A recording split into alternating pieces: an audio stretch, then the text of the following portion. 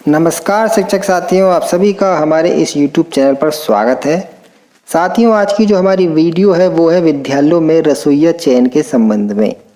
जी हाँ, हमारे विद्यालयों में मिड डे मील बनाने के लिए रसोइया नियुक्त की गई हैं। उनका चयन किस प्रकार होता है, कितने बच्चों पर कितनी रसोइयों की संख्या है, उसके संबंध में हमारी आज की ये वीडियो है और इसके संबंध में जितने भी नियम हैं वो हमने आज की इस वीडियो में कवर किए हैं। तो वीडियो लास्ट तक जरूर देखिए और अगर आपने अभी तक हमारे चैनल को सब्सक्राइब नहीं किया तो सब्सक्राइब कर दीजिए और इस वीडियो को सभी टीचरों के पास शेयर भी जरूर कर दीजिए, क्योंकि ये वीडियो सभी विद्यालयों के अध्यापकों के लिए बहुत ज़रूरी है। तो चलिए वीडियो को शुरू करते हैं। तो सबसे पहले हम बात करते हैं बच्चों की संख्या के आधार पर रसोइयों की संख्या की। तो जैसा कि आप स्क्रीन पर देख रहे हैं, 25 बच्चों तक एक रसोइया दी गई है। अगर 26 से 100 तक बच्चे हैं तो 2 रसोइया हैं, यानी कि आपके 70 बच्चे हैं, 78 बच्चे हैं या 99 तक बच्चे हैं या 100 तक भी हैं तो 2 रसोइया रहेंगी।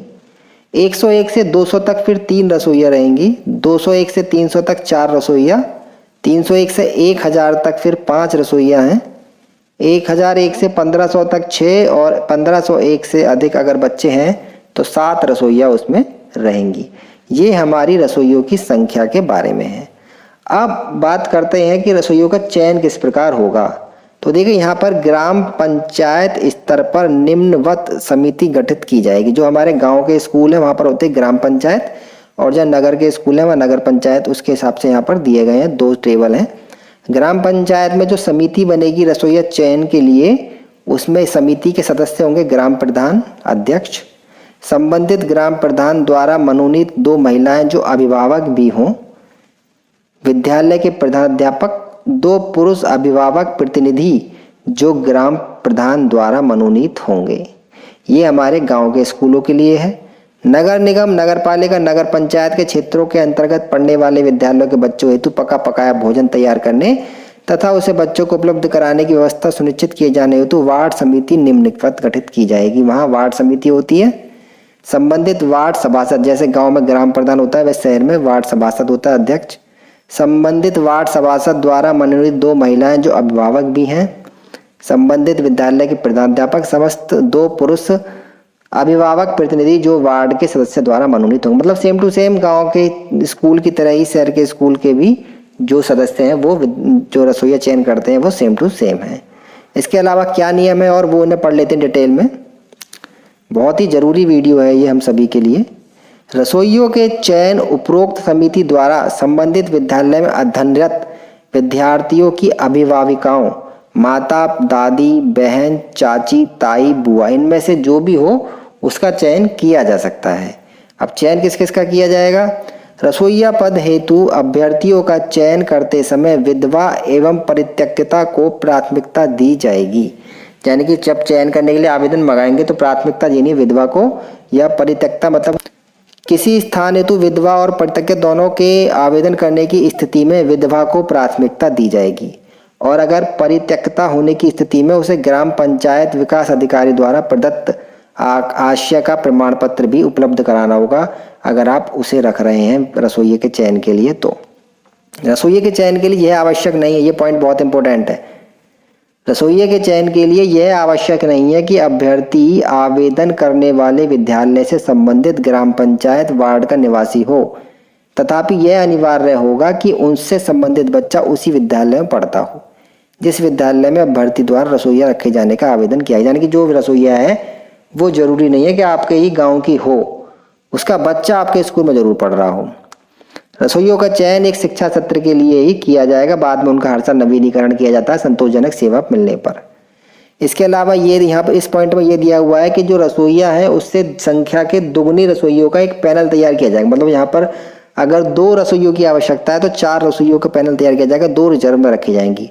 अगर कोई रसोइया नहीं आती है तो उसकी जगह जो रिजर्व में रसोइया उन्हें बुलाकर उन्हें प्रतिदिन के हिसाब से 45 रुपये की दर से मानदेय देना होगा।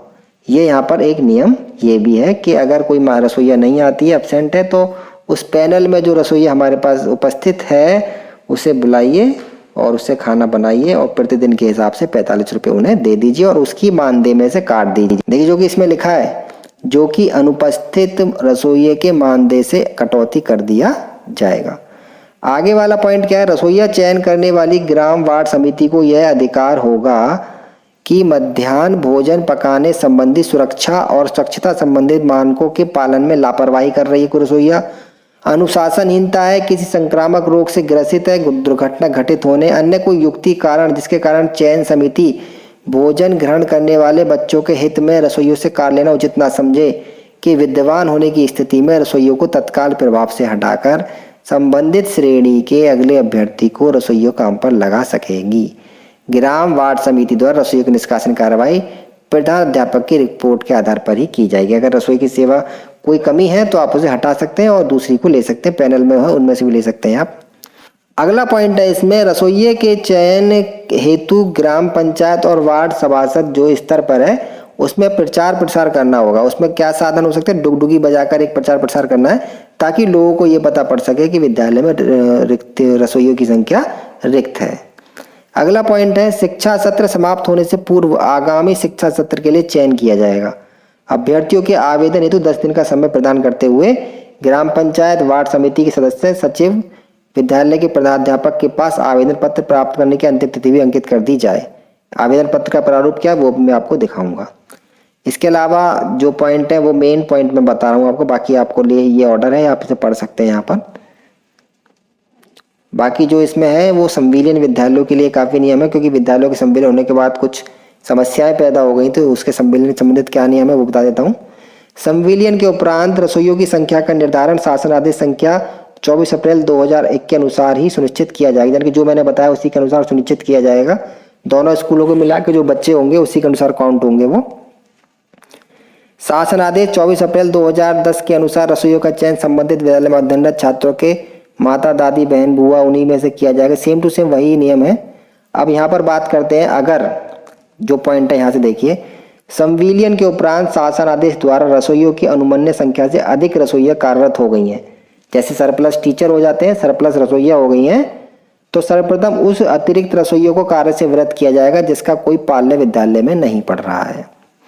इसके अलावा अगर 2 रसोइये ऐसे हैं तो उसमें से लास्ट इन फर्स्ट आउट वाले को हटाया जाएगा। जो सबसे पहले आई है वो सबसे बाद में आई है, उसे सबसे पहले हटा दिया जाएगा।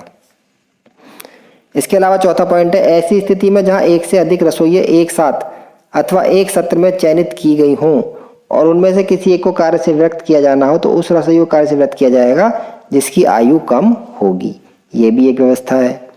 आगे है, शासन आदेश 24 अप्रैल 2010 में वर्णित है कि अभ्यर्थियों का चयन करते समय विधवा और परित्यक्ता को प्राथमिकता दी जाएगी। विधवा और परित्यक्ता दोनों के आवेदन करने की स्थिति में विधवा को प्राथमिकता दी जाएगी। ये मैंने अभी आपको पॉइंट बता दिया था। इसके अलावा जो पॉइंट है वो आप पढ़ सकते हैं। यहाँ पर किसी को हटा सकते हैं, उसके लिए क्या करना होगा, चेतावनी देनी है, नोटिस देना है, और अगर संतोषजनक सेवा नहीं है तो आप उसे हटा भी सकते हैं। देखिए अब जैसा कि आप स्क्रीन पर देख रहे हैं, रसोइयों को जाति के अनुसार रखने का जो क्रम है उनके वर्ग के अनुसार वो ये है कि पहली रसोइया, अगर एक ही रसोइया है स्कूल में तो अनुसूचित जाति की होनी चाहिए। 2 है तो अनुसूचित जाति की पहली और दूसरी अनारक्षित, अनारक्षित में कोई भी आ सकता है। फिर तीसरी रसोइया तो अन्य पिछड़ा वर्ग में, चौथी तो अनारक्षित, 5वीं रसोइया तो अन्य अनुसूचित जाति में, 6ठी है अनारक्षित और 7वीं अन्य पिछड़ा वर्ग में होनी चाहिए।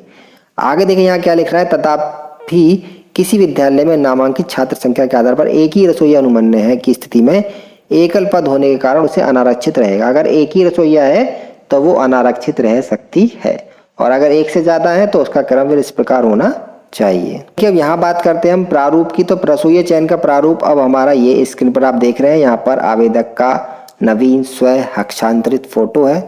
यहाँ नाम, पिता का नाम, लिंग, यहाँ पर श्रेणी लिखनी है, उसकी जाति कौन सी है, वैवाहिक स्थिति यहाँ पर लिखनी है उसकी, और यहाँ पर देखिए नोट में लिख रहा है, इस बात पर विशेष ध्यान देना है कि परित्यक्ता की स्थिति में ग्राम पंचायत अधिकारी द्वारा निर्धारित प्रारूप पर प्रमाण पत्र उपलब्ध कराना अनिवार्य होगा। आवेदक के बच्चे का नाम, विद्यालय का नाम, कक्षा और संबंध क्या है, आवेदक का पता, दिनांक और इसके हस्ताक्षर या अंगूठे का निशान। ये जो है आवेदन पत्र है रसोइया चयन के लिए। देखिए ये हमारे आदेश है। मैं इस आदेश को एक बार स्क्रॉल कर देता हूँ ताकि आपको जो पॉइंट मुझसे रह गए आप उन्हें पढ़ सकते हैं। मैं इसे जूम करके दिखा देता हूँ आपको। देखिए यहाँ से ये आपका पॉइंट है, जहाँ आपको देखना हो आप उसे पॉज कर कर पढ़ सकते हैं। तीसरा पेज है वो आपका ये वाला है, इसमें संविलियन संबंधी जानकारी ज़्यादा दी गई है। बाकी आपको जो देखना आप पॉज कर रही है और पढ़ सकते हैं आप। ठीक है, तो साथियों यही हमारी आज की वीडियो है। उम्मीद करता हूँ वीडियो आपके लिए लाभकारी होगी। वीडियो अच्छी लगी है तो लाइक कर देना, शेयर कर देना और हमारे चैनल सब्सक्राइब जरूर कर लेना। वीडियो देखने के लिए बहुत बहुत धन्यवाद।